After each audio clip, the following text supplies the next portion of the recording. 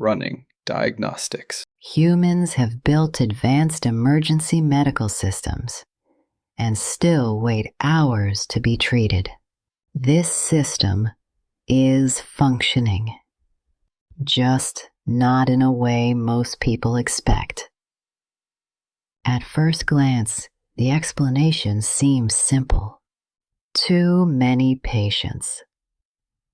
Not enough staff, which sounds reasonable and is also incomplete, because an emergency room is not just a service.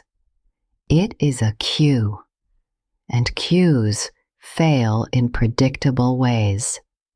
The first factor is triage. Not all patients are treated equally. Some are prioritized immediately. Others are asked to wait, sometimes for hours. This is necessary because urgency matters, but it creates an imbalance.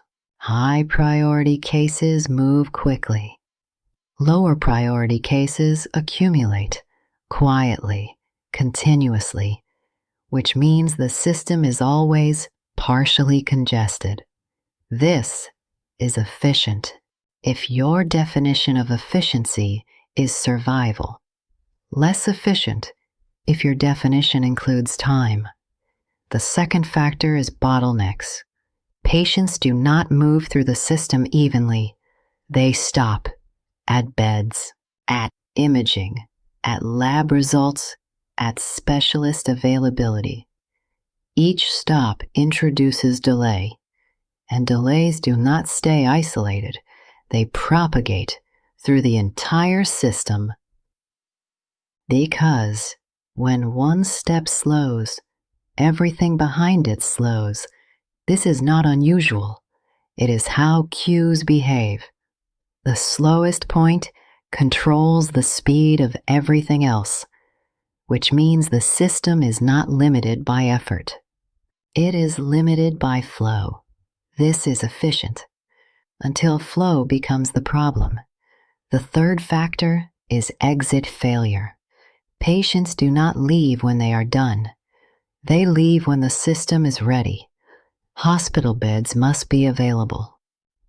Paperwork must be completed. Follow-up must be arranged.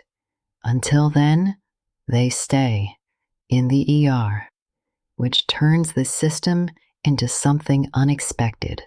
Not just intake, but storage.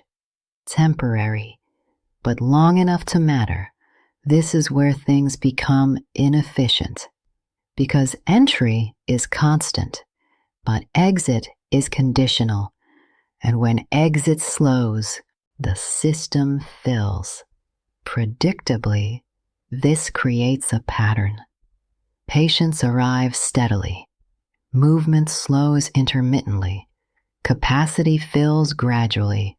Wait times increase consistently. This pattern is familiar because most queue failures do not begin at the front. They begin at the end. Over time, this changes outcomes. Staff becomes overloaded. Decision-making slows. Patients leave without being seen, which is not ideal, especially in a system designed for urgency. So how do you fix it? You could add more staff, which helps temporarily until demand adjusts, which it usually does because systems respond to capacity. So the more effective approach is to fix the constraint. Identify the slowest point and relieve it first. If imaging is delayed, increase imaging throughput. If beds are unavailable, improve discharge coordination.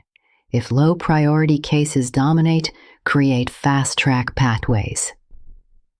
Separate the flow. Reduce interference.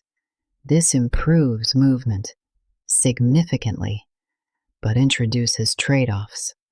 More specialization, more coordination, more cost, and less flexibility, because optimized systems are rarely simple.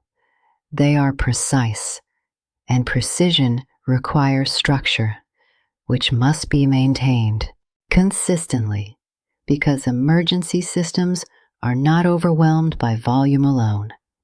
They are constrained by where movement stops. So, are ER wait times caused by too many patients, or by how the system handles them? And more importantly, if you could fix one point, would you choose the beginning or the end? Because the answer is usually not where people expect it. This has been Debugging Humanity, running diagnostics on human systems, one system at a time, systems shutting down.